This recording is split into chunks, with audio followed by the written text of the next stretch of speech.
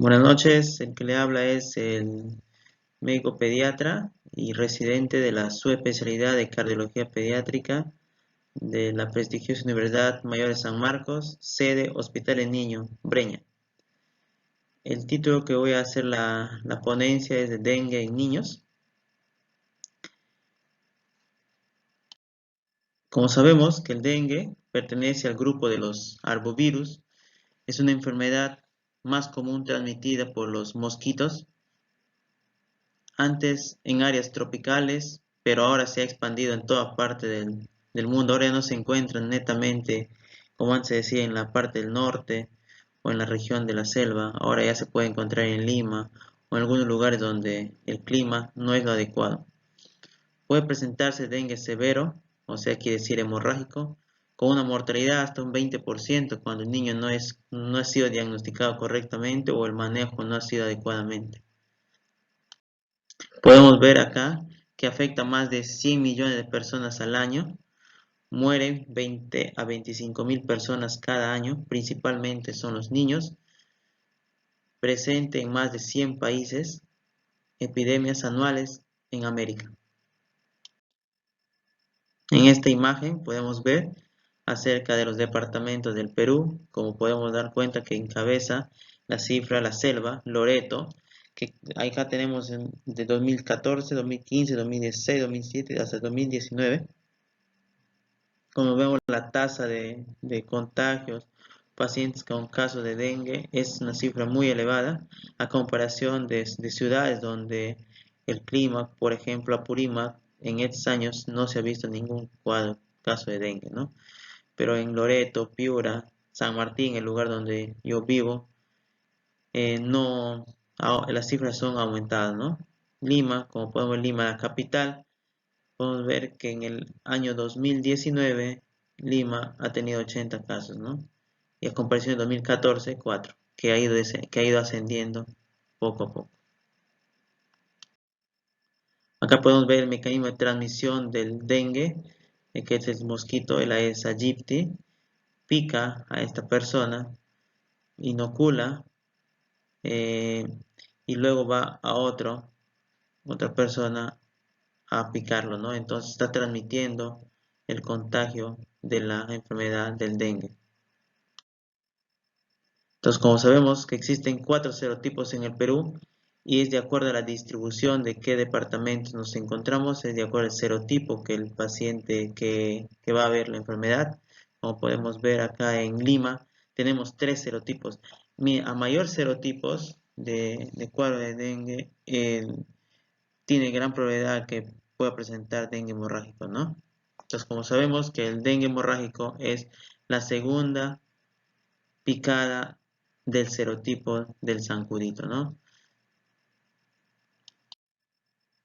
Acá la historia natural de la enfermedad, la distribución según días, como podemos ver que el mosquito es allí pica a la persona, la cual el ADN se replica en el zancudo, replica de 2 a 8 días y luego pica, transmite a otra persona que va a empezar la fase febril de la primera picada que tiene, por lo menos puede durar de 4 a 10 días, que va a empezar la fase febril, donde el paciente va a empezar a presentar fiebre de 38, 39 hasta 40 grados, dolor corporal en todas las partes del cuerpo, dolor en la cabeza, náuseas, vómito, anorexia, eritema e inyección conjuntival, ¿no? Y en la fase crítica, que va a durar 7 días, 17 días después de la picada del zancudo, donde va a desaparecer la fiebre, es uno de los criterios característicos de la fase crítica. El hematocrito empieza a subir y las plaquetas se comienzan a bajar, ¿no?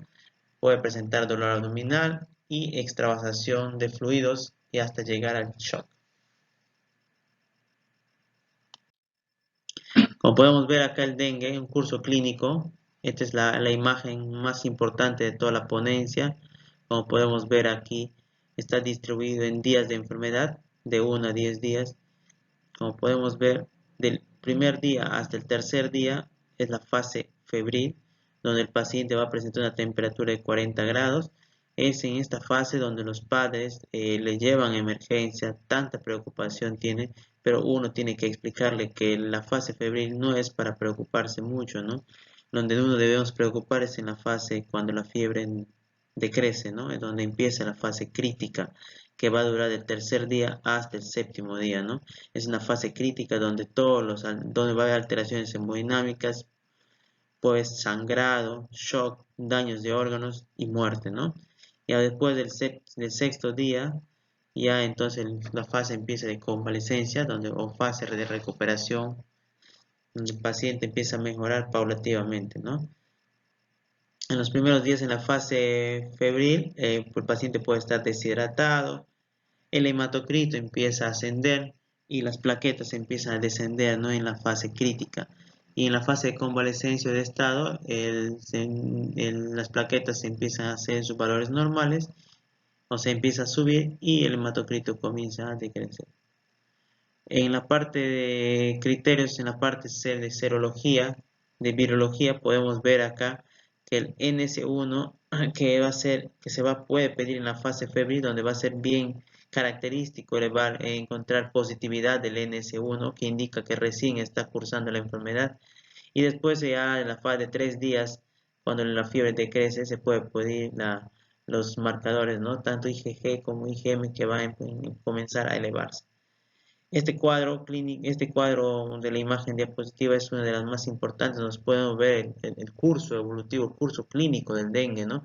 Donde nos va a ayudar para el manejo clínico, el manejo hemodinámico de cada paciente, ¿no? No olvidar que del tercer día al sexto día es la fase crítica, es donde uno tiene que estar alerta, ¿no? Donde cualquier momento el paciente puede complicarse y hasta puede fallecerse, ¿no?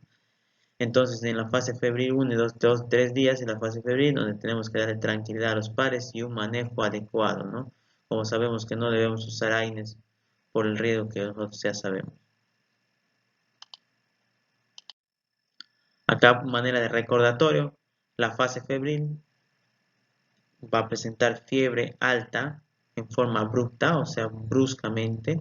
El paciente va a empezar a presentar cefalea, dolor retroocular, mialgias, artralgias, dolor articular, anorexia, náuseas y vómitos, ¿no? Y se va a acompañar con un rash. El rash que se va a presentar es casi característico en el dengue. En la fase crítica, como podemos ver, ya sabemos qué días empieza la fase crítica. La fase crítica inicia cuando la fiebre empieza a bajar, descender, que va a durar por lo menos 3 a 5 días en niños, de 3 a 6 días en adultos. La aparición de los signos de alarma generalmente coincide con la remisión de la fiebre, el pérdida del plasma y factores de coagulación, y la extravasación del plasma a medida que la presión arterial media empieza a descender. Dura generalmente de 24 a 48 horas la fase crítica. Otra fase, la fase de convalecencia, que dura más o menos aproximadamente de 48 a 73 horas. Reabsorción gradual de los líquidos al compartimento vascular, el niño empieza a orinar, poliuria, los síntomas empiezan a mejorar. Ahí se va a encontrar una característica en la piel que se llama el mal rojo en islas blancas, que va a ser característico, casi patognomónico en la enfermedad del dengue, que se va a encontrar mayormente en la fase de convalecencia, que es una fase casi patognomónica. Va a presentar un prurito generalizada y la piel se va a descamar. Vigilar sobre infecciones bacterianas, aumento de leucocitos y posteriormente aumento de las plaquetas y la fatiga post-dengue, ¿no? El paciente va a ser característico que el paciente va a empezar a presentar cansancio, fatiga, por todo se va a cansar, malestar general, probablemente puede estar en cama nomás, y eso puede preocupar a los padres, ¿no? Y aquellos niños que los niños son muy extrovertidos, alegres, juguetoncitos por su propia edad, ¿no? Y va a encontrar un comportamiento no característico en los niños, ¿no? Y que va a causar preocupación y visita la consulta pediátrica, ¿no? Los factores de riesgo. Para hablar de factores de riesgo es muy importante saber qué pacientes están característicamente a poder complicarse, ¿no? ¿Quiénes son estos grupos?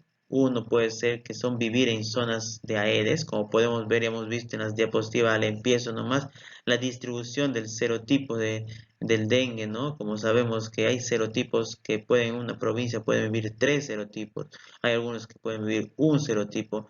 Mientras menos serotipos habitan en esos departamentos, más probabilidad de presentar dengue hemorrágico, ¿no? Porque te va a pecar el mismo serotipo.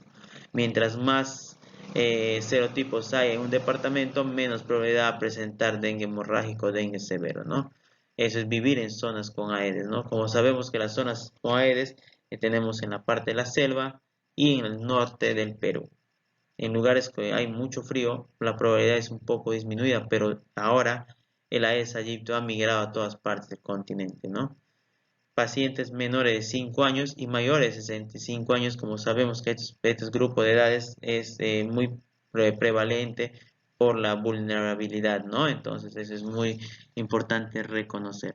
El dengue previo, como sabemos, habíamos preguntado, había dicho que al tener dengue previo tiene gran probabilidad de presentar dengue hemorrágico, dengue severo, según el serotipo que le esté aplicando al paciente, ¿no?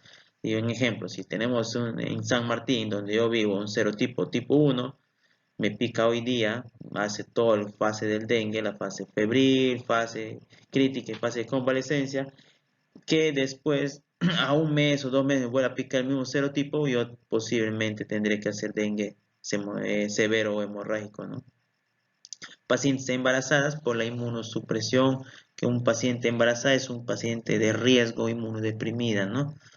Enfermedades crónicas como el lupus, pacientes que son tomadores de corticoides, como lupus, como la artritis, o pacientes alcohólicos, ¿no? Que tienen pacientes con enfermedades crónicas como la diabetes también. Insuficiencia renal y insuficiencia cardíaca, ¿no? Y pacientes con vulnerabilidad. El diagnóstico, que es importante, tenemos que hacer un buen diagnóstico, una buena historia clínica, donde vamos a detallar desde los factores epidemiológicos, factores clínicos, factores antecedentes patológicos, antecedentes personales y familiares, la cual nos va a indicar mucho la historia clínica, ¿no? La historia clínica es la base fundamental del médico, la cual va a poder hacer el diagnóstico, ya sea clínico, epidemiológico o laboratorial, ¿no? Podemos ver acá la exploración clínica, que es importantísimo, que en el dengue va a empezar desde la fase febril, va a empezar a tener unas lesiones puntiformes, pequeñitas, que nos va a dar característico a la fase de dengue. Como sabemos también en la fase convalecencia vamos a presentar la calidad patoneumónico como el mar rojo en hinas blancas, ¿no? La biometría hemática, que va a ser laboratorial, que nos va a indicar la subida y la bajada del hematocrito, la subida y la bajada de las plaquetas, nos va a indicar en qué fase del estadio del curso evolutivo del dengue nos encontramos, ¿no? Las funciones hepáticas, pruebas de funciones renales, cuando el paciente se complica podemos ver alteraciones en la parte renal, ¿no? Prueba de torniquete, que es una prueba que va a ser muy importante, que se hacía antes y que se hace algunos clínicamente, que vas a usar, nosotros usamos el esfingo, manómetro, que insuflamos una cierta presión y esperamos 5 a 10 minutos y luego lo sacamos y vemos que las petequias están ahí. Entonces eso es un signo patoneumónico casi en el diagnóstico clínico. Una placa de tórax, como sabemos que puede haber extravasación de fluidos, puede haber un derrame pleural, derrame pericárdico y nos va a guiar mucho, ¿no? Ultrasonografía de abdomen para ver si hay ascitis y tiempo de coagulación que probablemente puede estar alterado. Entonces el diagnóstico nos va a ayudar mucho, ¿no? En el diagnóstico desde que empezar una historia clínica, examinar al paciente y el examen laboratorial. Como sabemos que la historia clínica más el examen físico del paciente nos da un diagnóstico casi 70-80% del diagnóstico, ¿no? Así es la importancia de poder hacer una buena historia clínica para poder hacer el diagnóstico. Entonces, también tenemos que ver acá la detección de virus por medio de medición de IgG y IgM. Sabemos que el IgG, que es antiguo, IgM es ahora agudo. Prueba de ELISA, el PCR y el aislamiento del virus del dengue. El tratamiento, como sabemos que el tratamiento va a ser el paracetamol, que es lo importante o ideal que uno tiene que usar, saber explicar el manejo de la fiebre al paciente, saber explicar el manejo de fiebre al familiar o al papá, bueno, yo veo niños Y nunca usar AINES o aspirina por el riesgo de sangrado, ¿no? Como sabemos, porque va a ayudar ahí al sangrado, ¿no? Entonces está contraindicado, proscrito el uso de AINES y aspirinas en dengue. La hidratación es abundante, como sabemos que hay extravasación de fluidos, entonces el niño va a empezar a presentar edema y uno tiene que usar con hidratación. Terapia de soporte, si el paciente tiene problema renal, hay que mejorar el problema renal, tiene problema hepático, hay que mejorar el problema hepático, si tiene ascitis, hay que mejorar la ascitis, si hay derrame pleural, hay que mejorar el derrame pleural, ¿no? Es tratamiento de soporte. Entonces acá el uso irracional de medicamentos para el dengue, ya sabemos que los antibióticos no se va a usar solo cuando hay caso de infección confirmada. El metamizol o la dipirona, que en otros países se usa dipirona, por ejemplo en Cuba, dipirona, considerar efectos secundarios que puede ocasionar hipotensión al paciente, ¿no?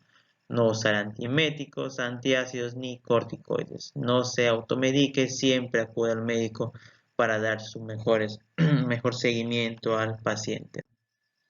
Cuidado al bajar la fiebre, tener siempre presente el dolor abdominal intenso, persistente, que es un inicio de una fase crítica.